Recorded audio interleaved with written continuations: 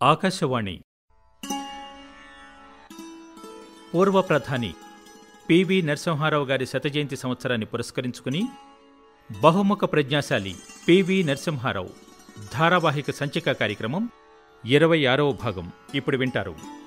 నిర్వహణ శ్రీ ఎన్ విష్ణువర్ధన్ రెడ్డి, సహకారం కుమారి హారిక, పర్యవేక్షణ డాక్టర్ నాగసూరి వేణుగోపాల్. ఈ వారం సంచికా సంపాదకీయం పివి ప్రసంగాలలో సమగ్ర దృష్టి. రాసినవారు శ్రీ సిఎస్ రాంబాబు, చదివినవారు శ్రీ ఏ బాలకృష్ణ. ఈ వారం విశ్లేషకులు నాటక రచయిత, కవి శ్రీ చిట్యాల రవీందర్. ఈ వారం శ్రోత అనంతపురం వాస్తవ్యులు శ్రీ వెలనాటి హరినాథ్ బాబు. వినండి, బహుముఖ ప్రజ్ఞాశాలి పివి నరసింహారావు ధారావాహిక సంచికా కార్యక్రమం.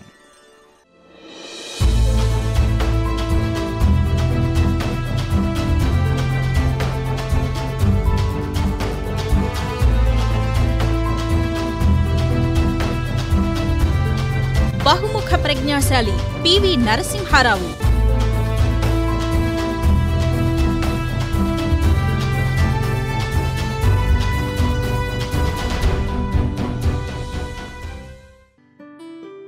శ్రోతలకు నమస్కారం.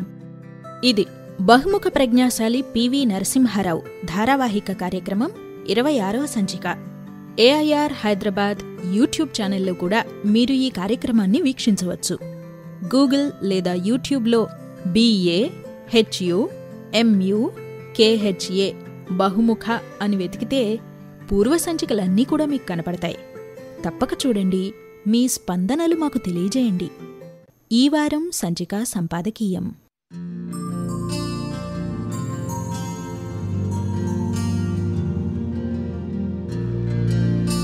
సమ్యక్ దృష్టి కలిగిన నాయకుడు ఏ అంశంపై సూచన చేసినా, ప్రసంగించినా అందులో నేర్చుకునే అంశమేదో గోచరిస్తుంది. అలాంటి లక్షణాలను పుష్కలంగా కలిగున్నవారు పివి.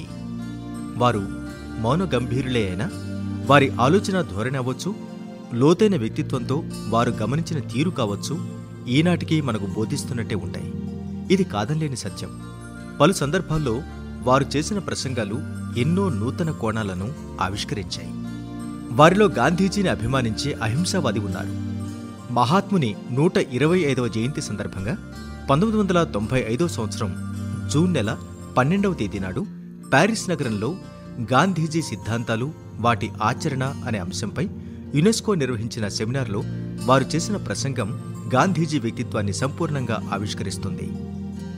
బాపూజీని అర్థం చేసుకోవటానికి వారు విశ్లేషించిన కోణాలను పరిశీలిస్తే మహోన్నత శిఖరమై మహాత్ముడు ఎందుకు మనకు మార్గదర్శనం చేస్తారో అవగతమవుతుంది. హైందవ, జైన గ్రంథాలతో పాటు జాన్ రస్కిన్, టాల్స్టాయ్ వంటి మేధావి రచయితల గ్రంథాలు చదవటం గాంధీజీపై అపార ప్రభావం చూపిందంటారు పివి.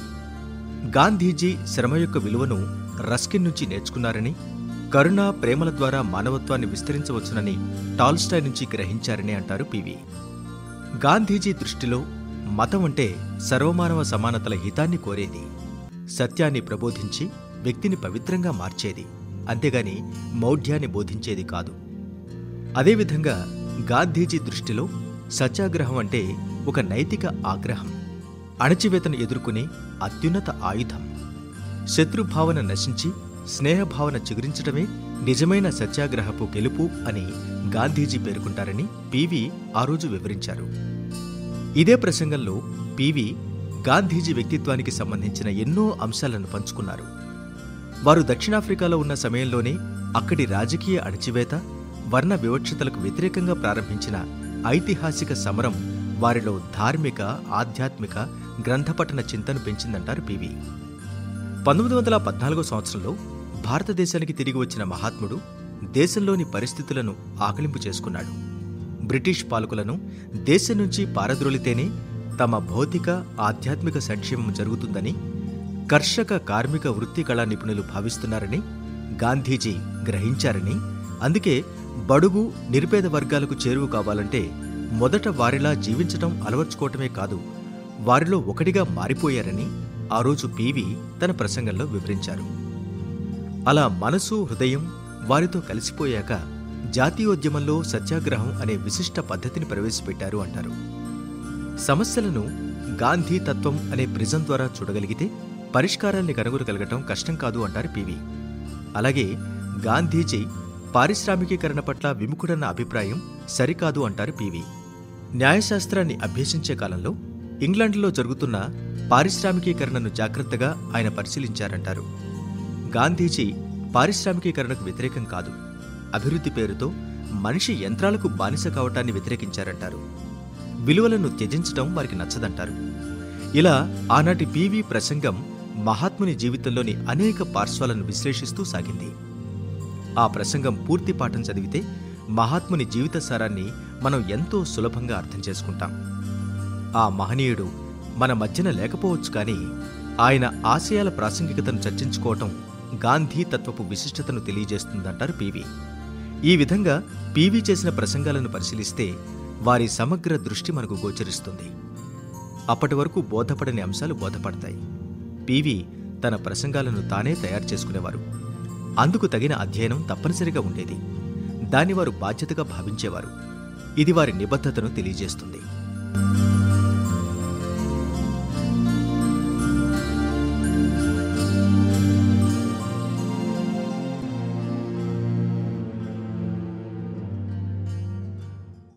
ఆలోచన యుక్తాయుక్త విచక్షణా జ్ఞానం మానవుని ఇతర జీవుల నుండి వేరుచేసి ఉన్నతంగా నిలబెడతాయి. ఆలోచించే విధానంలోనే మంచి చెడు, లాభం నష్టం, భవిష్యత్ దిగ్దర్శనం, నీతి నిజాయితీ, సహనం ద్వేషం వంటివన్నీ గోచరిస్తాయి. ఆలోచన మనిషి గుణం. దాన్ని సుగుణంగా ఎలా మార్చుకోవాలో చెబుతున్నారు పివి నరసింహారావు గారు. ఆలోచన రీతిలో వైపరీత్యం ఉన్నట్లయితే సమైక్యత రూపచిత్రణ మేధం కొరపడుతుంది. స్వార్థం ముందుకు వచ్చి ప్రతిదానికి పరిధులు ఏర్పరచుకునే సంకుచిత మనస్తత్వం అలవడుతుంది. పొరుగు వారిని మన్నించి ప్రేమించగల తత్వం మసకబారుతుంది. ఇది సమైక్య భావానికి, దేశ సమగ్రతా చింతనకు గొడ్డలిపెట్టు.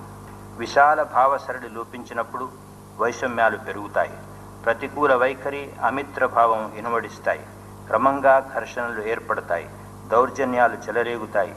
ఈ మాదిరి అవాంఛనీయ పరిస్థితులు ప్రపంచంలోని అనేక దేశాల్లో తలలెత్తుతూ ఉన్నాయి. హింసా ప్రవృత్తి విజృంభించి శాంతియుత ప్రజా జీవితాన్ని భంగపరుస్తున్నది. ప్రభుత్వ ఆస్తులు, ప్రజల ఆస్తులు, అంతకంటే విలువైన ప్రాణాలు ఆవిరవుతున్నాయి. ఈ దేశానికి ఈ పరిస్థితి వాంఛనీయం కాదు. ఏ దేశానికి వాంఛనీయం కాదు. అందులోనూ భారతదేశం లాంటి వర్ధమాన దేశం ఇలాంటి పరిస్థితుల వల్ల విపరీతంగా నష్టపోతుంది. ఆరోగ్యం, జనాభా, ఉపాధి మొదలైన రంగాల్లో ఏర్పడుతున్న సమస్యలను సంఘీభావంతో, సమధిక దృష్టితో, సమదృష్టితో ఎదుర్కోవలసిన ఈ తరుణంలో సమాజ ప్రగతిని కుంటుపరిస్తే దేశం తట్టుకోలేదు. ఈ సత్యాన్ని గ్రహించి చిత్తశుద్ధితో దేశాభ్యుదయం కోసం సుసంఘటితంగా కృషి చేయవలసిన బాధ్యత ప్రతి ఒక్కరిపైన ఉంది. ముఖ్యంగా యువకులు, విద్యార్థులు ఈ బృహత్తర కార్యక్రమంలో తమ వంతు పాత్రను త్రికరణ శుద్ధితో నిర్వహించవలసి ఉంది.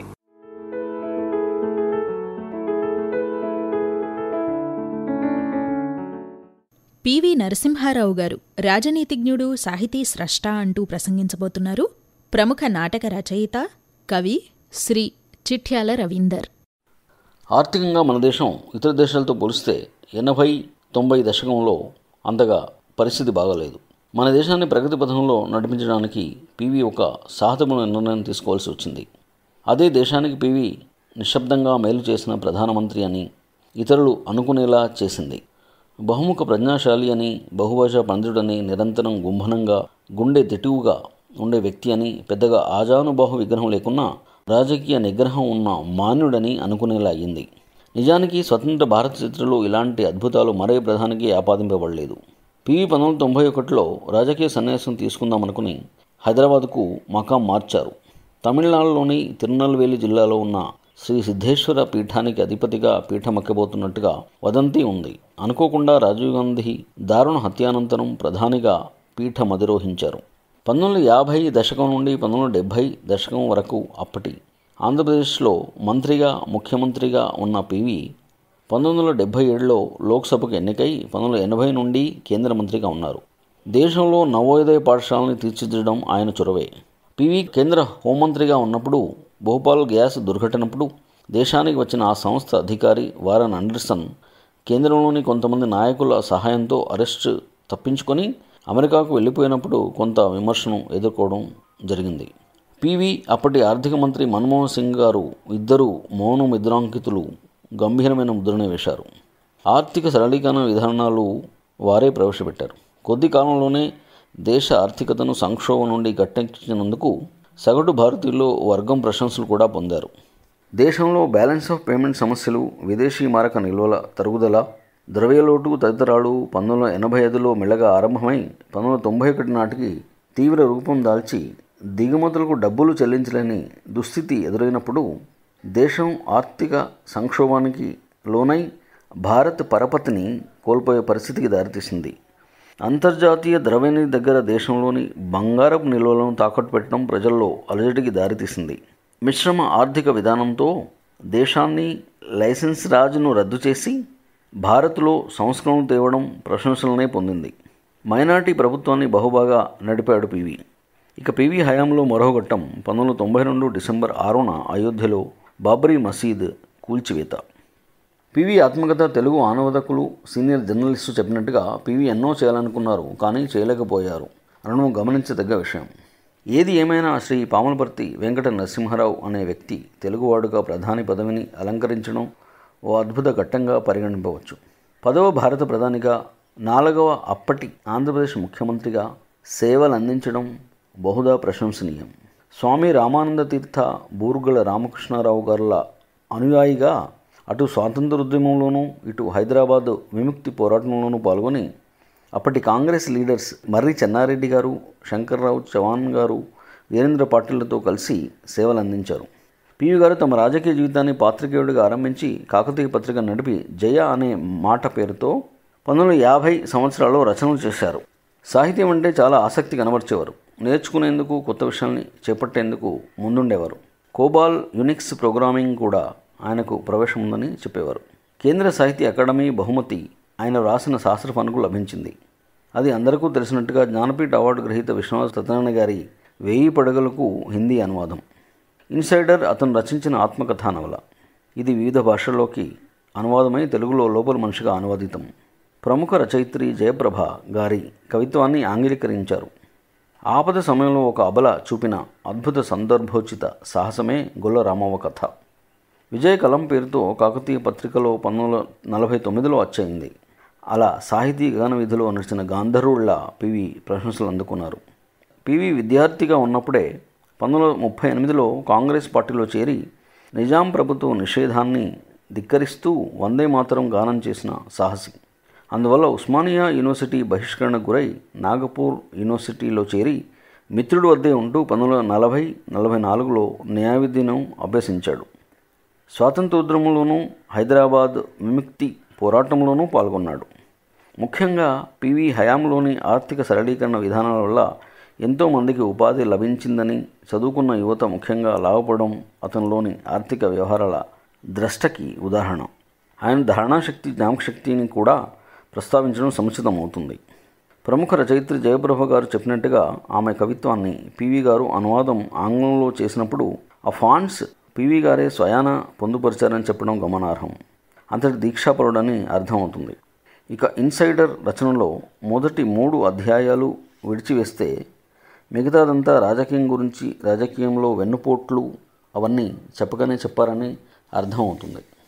ఇక పివి గారి జ్ఞాపకశక్తి గురించి మరో ఉదాహరణ ఏమిటంటే, హైదరాబాద్ నుండి పెరిగిన ఊరు వంగర వెళ్లే దారిలో 7-8 రైల్వే గేట్లు ఉండేవి. జెండా కారు కాబట్టి గేటు పడినప్పుడు పివి గారిని గుర్తుపట్టి రైతులు వచ్చినప్పుడు వారిని ఆప్యాయంగా పలకరించడమే కాకుండా ఆ ఊరిలో ఉన్న వాళ్ళని పేరు పెట్టి ఎలా ఉన్నారు అని అడిగేవారట. అలా పేరు పెట్టి పిలవడం ఆయన ప్రత్యేకత. అప్పుడు వరంగల్లో పెద్ద బొంకూరు అనే గ్రామం దగ్గర తవ్వకాలు జరుగుతున్నప్పుడు సూపర్వైజర్ కృష్ణశాస్త్రి అనే అతన్ని తనకు సంబంధం లేని విషయమైన వివరాలు అడిగాడట. ఆ సంఘటన జరిగింది 1972 ఆ ప్రాంతంలో. 1986లో ఆర్ట్ సొసైటీ ఎగ్జిబిషన్ సందర్భంగా పివి గారు వచ్చినప్పుడు అదే సూపర్వైజర్ కృష్ణశాస్త్రిని చూసినప్పుడు అతని బాగోగులు అడిగినప్పుడు కృష్ణశాస్త్రి నిజంగా అతడి పేరు గుర్తున్నందుకు ఆశ్చర్యచకితుడవడం, ఆనంద బాష్పాలు వెబికినాయట కృష్ణశాస్త్రికి. భర్తృహరి సుభాషితాలు, నృసింహ శతకాలు వగైరాలన్నీ పివి గారి పాఠశాలకు వెళ్ళక ముందరే నేర్చుకున్న ఏక సంతాగ్రాహిగా చెప్పుకోవచ్చు. ఇక పివి గారికి అవధానాలంటే ఇష్టం. ప్రతిభ, వ్యుత్పత్తులున్న వ్యక్తి, సాహితీవేత్త, సాహితీ ప్రియుల కోరికను అనుసరించి వారిని ప్రశ్నించమన్నప్పుడు శ్రీ మాడుగుల నాగఫణి శర్మ గారి అవధానం 1964లో జరిగినప్పుడు అన్ని ప్రశ్నలే కనబడుతున్న తనకు గడ్డివాములో సూదిని తీసినట్టుగా ఏ ప్రశ్న వేయాలో అంతుపట్టట్లేదని, అప్పుడు ఒక ప్రశ్న వేస్తే మిగతా ప్రశ్నలకు అన్యాయం చేసినట్టు అవుతుందని చమత్కరించారు. అప్పుడు ఆ విషయం మీదే సహస్రవాణి బిరుదాంకితులు బృహద్ ద్విసహస్రావధాని శ్రీ మాడుగుల నాగఫణి శర్మ గారు సమాధానం సభకు చెప్పడం జరిగింది.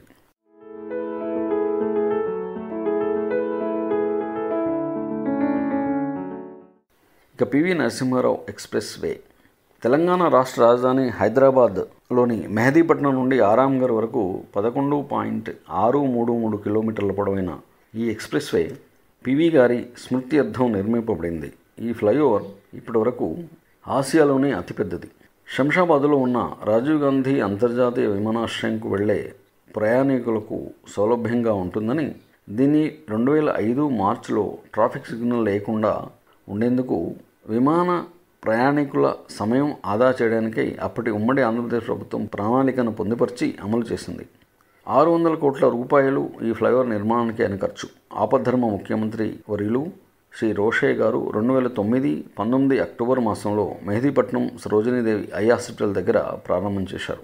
ప్రశంసితమైన విషయం మరొకటి ఏంటంటే, పివి అమలు చేసిన కార్యక్రమాల కారణంగా భారత ఆర్థిక వ్యవస్థ, పౌరుల జీవన ప్రమాణాలు మెరుగుపడడం. 1987 ఆ ప్రాంతంలో పారిశ్రామికవేత్తలు ఏదైనా పరిశ్రమను ప్రారంభించాలంటే ప్రతి చిన్న పనికి పర్మిషన్స్, చాలా ఆలస్యంగా నిర్ణయాలు తీసుకోవడం, లైసెన్స్ రాజ్ మొదలైనవి అడ్డుగోడలుగా నిలిచేవి. చిన్న భిన్నంగా ఉండేది అప్పటి పారిశ్రామిక రంగం. ఎటు పెడుతుందో అగమ్య గోచరంగా ఉండేది. 1991 అంటే పివి గారు ప్రధానిగా పీఠం ఎక్కక ముందు విదేశాలకు వెళ్ళడం అంటే ఒకే ఏడాదిలో విదేశానికి ఒకసారి కంటే మించి వెళ్ళొద్దని ఓ అడ్డంకి ఉండేది. అది ఒక అవరోధం అయి కూర్చునేది. దిగుమతులు ఎగుమతులపైన ఆంక్షలుంటూ ఉండేవి. అటువంటి అడ్డంకుల్ని, అవరోధాలని పివి ప్రభుత్వం తొలగించడం ముదావహమైంది. టెలికమ్యూనికేషన్ల విప్లవం ఆరంభమైంది.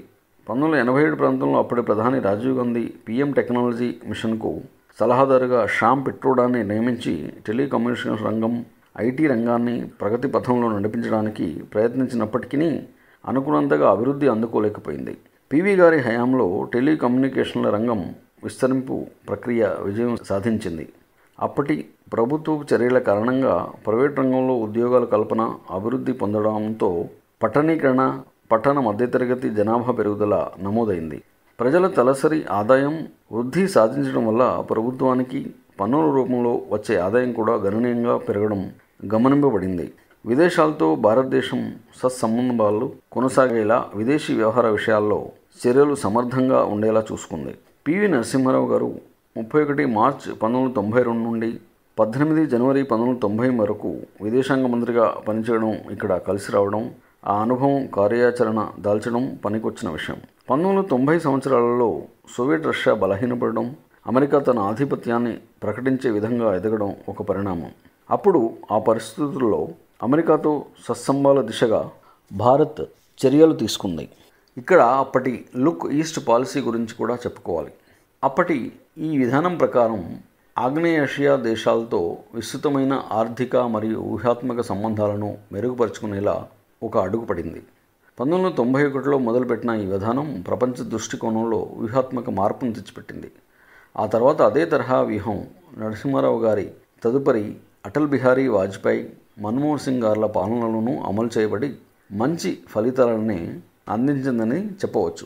అప్పుడు 1991లోని పివి గారి హయాంలో ఆర్థిక పటుత్వానికి ఈ లుక్ ఈస్ట్ పాలసీ బీజం వేసింది గాన ఆ పాలసీని అనుసరించే ఆసియా మరియు ఇతర తూర్పు ఆసియా దేశాలతో సంబంధాలని బాగుపరుచుకోవడం కోసం దృష్టి సారిస్తుందని ఇప్పటి ప్రభుత్వం చెప్పడం ఓ విశేషం.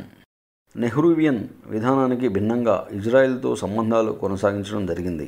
అది ఒక సాహస నిర్ణయంగానే అభివర్ణింపవచ్చు. టెల్ అవీవ్లో భారత రాయబార కార్యాలయం ప్రారంభించడం జరిగింది. టెల్ అవీవ్ ఇజ్రాయిల్ యొక్క ఆర్థిక మరియు సాంకేతిక శాస్త్ర కేంద్రం కాబట్టి ఈ నిర్ధారిత కార్య ప్రణాళిక వల్ల రక్షణ సంబంధం విషయాల్లో ఇజ్రాయిల్ సహకారం మన దేశానికి ఎంతైనా లభించిందనే చెప్పొచ్చు.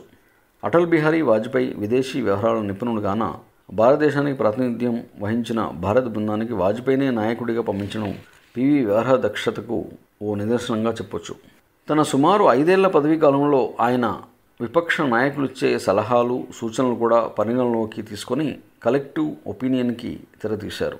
5 ఏళ్ల పదవీ కాలాన్ని పూర్తిగా ప్రధానిగా కొనసాగిన నవభారత దార్శనికుడిగా, తొలి నెహ్రూ పరివారేతరుడుగా పివి గారు పేరుగాంచారు. 2014లో పివి స్మారక చిహ్నాన్ని ఏర్పాటు చేశారు. దీనికోసం ప్రస్తుత ఉపరాష్ట్రపతి శ్రీ వెంకయ్య నాయుడు గారు చొరవ తీసుకోవడం తెలుగు ప్రధానమంత్రిగా పివికి ఒక గౌరవం. దక్షిణాది ప్రాంతం నుండి, తెలుగు రాష్ట్రాల నుండి తొలిసారిగా ప్రధాని అయిన పివి గారికి భారతరత్న ఇవ్వాలని తెలంగాణ అసెంబ్లీ ఈ మధ్య తీర్మానం చేసింది. మన దేశపు అత్యున్నత పౌర గౌరవ పురస్కారం ఇది. రాజనీతిజ్ఞుడు, ఆర్థిక వ్యవస్థను గాడిలో పెట్టిన మహనీయుడు, సాహితీవేత్త, దౌత్యనీతి కోవిదుడు, రాజకీయ మేరు నగధీరుడు, అసాధారణ ప్రతిభామూర్తి శ్రీ పివి గారికి ఈ శత జయంతి ఉత్సవాల సందర్భంగా ప్రకటించడం అందరి జనులకు హర్షణీయం అవుతుంది. అలాగే పార్లమెంట్ ప్రాంగణంలో పివి విగ్రహాన్ని, చిత్రాన్ని ప్రతిష్ఠిస్తే బాగుంటుంది. నెహ్రూని ఆధునిక భారత నిర్మాతగా అభివర్ణిస్తే పివిని గ్లోబల్ ఇండియా నిర్మాతగా అభివర్ణిస్తున్నారు. దానికి కారణం ఆయన లిబరలైజేషన్, ప్రైవేటైజేషన్, గ్లోబలైజేషన్ విధానాలు ప్రవేశపెట్టడం. ఆయన ప్రధానిగా ఆ సంస్కరణలకు శ్రీకారం చుట్టినప్పుడు వామపక్ష పార్టీలు, అభ్యుదయవాదులు, ప్రగతిశీల సంస్థలు వెనక్కి లాగిన ఆర్థిక సంస్కరణలు అమలుపరిచారు. దాని ఫలితంగా ఇప్పుడు భారత్లో పెద్ద మొత్తంలో విదేశీ మారక ద్రవ్య నిల్వలున్నాయి. ప్రపంచంలోని పలు దేశాల నుండి పెట్టుబడుల వెలువలు వస్తున్నాయి. స్వదేశీ పరిశ్రమలు విదేశీ పరిశ్రమల్ని కొనే స్థాయికి పెరిగాయి. ఉదాహరణగా టాటా టీ టెట్లీ టీని కొనుగోలు చేసింది. టెట్లీ టీ అప్పుడు అంటే 2000 సంవత్సరంలో అతిపెద్ద 2వ స్థానం పొందిన కంపెనీ. అలాగే ప్రపంచవ్యాప్తంగా భారతీయ కంపెనీలైన భారత్ ఫోర్జ్, ఇన్ఫోసిస్, విప్రో, ఓఎన్జీసీ, ర్యాన్బ్యాక్సీ తమ కంపెనీల్ని విస్తరించుకుంటున్నాయి. అప్పుడు పివి నాటిన ఆర్థిక సంస్కరణల బీజాలే ఇప్పుడు వృక్షాలుగా మారి ఫలాల్ని ఇస్తున్నాయని చెప్పొచ్చు. భూ సంస్కరణలకై తమ 800 ఎకరాలను ప్రభుత్వానికి అందజేశారు పివి. భూ సంస్కరణలను అత్యంత నిజాయితీగా అమలు చేసిన వ్యక్తి పివి. ఆ 800 ఎకరాలను 479 మంది లబ్ధిదారులకు అందించారు. ఆ భూ సంస్కరణను అమలు చేసినందుకు పివి ముఖ్యమంత్రి పదవినే కోల్పోవడం జరిగింది. 7 నుండి 10వ తరగతి వరకు ఇదివరకటి డిటెన్షన్ పద్ధతిని రద్దు చేశారు. డ్రాప్అవుట్స్గా ఉన్న పిల్లలు బాల కార్మికులుగా, జీతగాళ్లుగా మారుతున్న ఉద్దేశంతో, మానవీయ కోణంతో ఆ సంస్కరణను ప్రవేశపెట్టడం జరిగింది. తెలుగు అకాడమీ సృష్టికర్త పివిఏ. జైళ్ల మంత్రిగా ఉన్నప్పుడు బహిరంగ జైళ్లను సమర్థించారు. కేసీఆర్ పివి వ్యక్తిత్వం ఒక సహస్రదళ పద్మంగా కొనియాడారు. పివి స్వగ్రామం వంగరను పర్యాటకంగా అభివృద్ధి చేస్తామని, పివి ఉపయోగించిన వస్తువులతో మ్యూజియం ఏర్పాటు చేస్తామని, మ్యూజియం అభివృద్ధికై తెలంగాణ రాష్ట్ర పర్యాటక మంత్రి నివేదిక అందజేయనున్నానని తెలిపారు. ఎంత చెప్పినా పివి గారి కొండలాంటి మూర్తిమంతం ముందు ఎంత చెప్పినా చిరు దర్పణమే అవుతుంది. ముఖ్యంగా ఓ తెలుగు జాతి తొలి ప్రధానిని భారతరత్నగా చూడాలనుకోవడం తెలుగువారిగా మన ఆశయం మంచిది. రాజకీయ సుస్పష్ట ద్రష్ట, సాహితీ స్రష్ట అయిన పివిని ఆదరించుకోవడం అంటే మనల్ని మనమే ఆదరించుకోవడం అవుతుంది.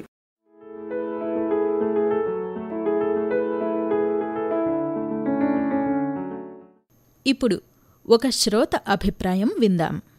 నేను వెల్లనాటి హరినాథ్ బాబు, సాయినగర్, అనంతపూర్, ఆంధ్రప్రదేశ్ ఆకాశవాణి శ్రోతగా ఉద్యోగరీత్యా విద్యుత్ శాఖలో 40 సంవత్సరాలు చేసి 31 జనవరి 2004లో పదవీ విరమణ చేశాను. ప్రస్తుతం ఆకాశవాణి హైదరాబాద్ ఏ కేంద్రం అధికారులు నాకు ఈ అవకాశం ఇచ్చిన మీకు నా ధన్యవాదాలు తెలుపుకుంటున్నాను. ఆకాశవాణి కేంద్రం వారు చేస్తున్న మాజీ ప్రధాని శ్రీ పివి నరసింహారావు గురించి బహుముఖ ప్రజ్ఞాశాలి అనే శీర్షికలో వారం ప్రసారం చేస్తున్న కార్యక్రమం చాలా బాగుంది. 28/6/1927లో కరీంనగర్ జిల్లాలో వంగర గ్రామంలో జన్మించినారు. వీరు న్యాయవాది వృత్తి నుండి నేరుగా రాజకీయాల్లోకి ప్రవేశించినారు. వీరు జాతీయ స్థాయిలో సంస్కరణలు అమలుకు పూర్వం ఏపీ ముఖ్యమంత్రిగా పలు సంస్కరణలు అమలు చేసిన ఘనత శ్రీ పివి గారి సొంతం. కష్టాలు వచ్చినప్పుడు వెనుతిరగకుండా సమర్థవంతంగా బాధ్యతలు నిర్వర్తించడం ద్వారా నేర్పుగా సంక్షోభంలో నుండి బయట పడవేయటమే నేటి తరానికి వీరు శ్రీ పివి గారు ఇచ్చే సందేశం. 1991 నుండి 1996 వరకు క్లిష్ట సమయంలో దేశ ప్రధానిగా విధులు నిర్వర్తించిన ఘనత వీరిది. దేశంలో అత్యధిక ద్రవ్య లోటుతో ఉండి ఓటు బ్యాంక్ రాజకీయాలు చేసే ప్రభుత్వాలు విచ్చలవిడిగా సబ్సిడీలు ఇవ్వటం, దేశ రక్షణ రంగంపై అధిక ఖర్చు చేయడం వల్ల ఆర్థిక వ్యవస్థ కొనుగోతులలో ఉన్న కాలమది. మైనారిటీ ప్రభుత్వానికి సారథ్యం వహించి మొత్తం 5 సంవత్సరాలు నిర్విఘ్నంగా ప్రభుత్వాన్ని నడిపిన ఏకైక ధీశాలి మొట్టమొదటి ప్రధాని శ్రీ పివి గారు. రిజర్వ్ బ్యాంక్ గవర్నర్ గా పనిచేసిన శ్రీ మన్మోహన్ సింగ్ గారిని ఆర్థిక మంత్రిగా నియమించుకుని శ్రీ సింగ్ గారు ప్రఖ్యాత ఆర్థిక నిపుణులు. వీరిద్దరూ కలిసి చక్కని పరిపాలనను అందించారు. దేశంలో సరళీకృతం రంగాల్లో పెట్టుబడులు పెరిగాయి. దేశంలో ఐటీ, బీపీఓ తదితర రంగాల్లో పెట్టుబడులు పెరిగి దేశం చాలా మందికి ఉద్యోగాలు పెరిగినవి. దానిని సర్వంగానే స్వతంత్రంగానే వీరు నిర్వర్తించారు. శ్రీ పివి గారు ధన్యులు, అభినందనీయులు. వీరికి భారతరత్న ఇవ్వటం ఎంతైనా సముచితం.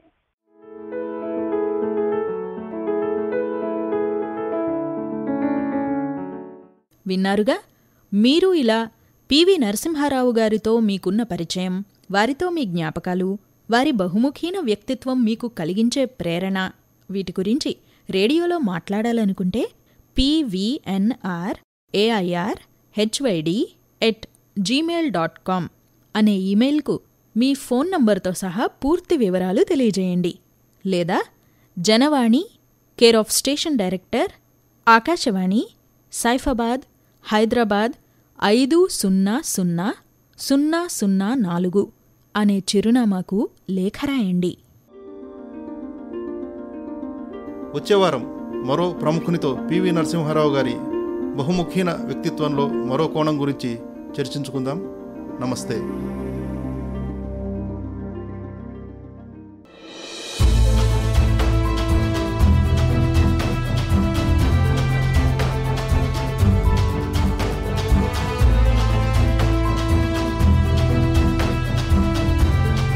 బహుముఖ ప్రజ్ఞాశాలి పివి నరసింహారావు.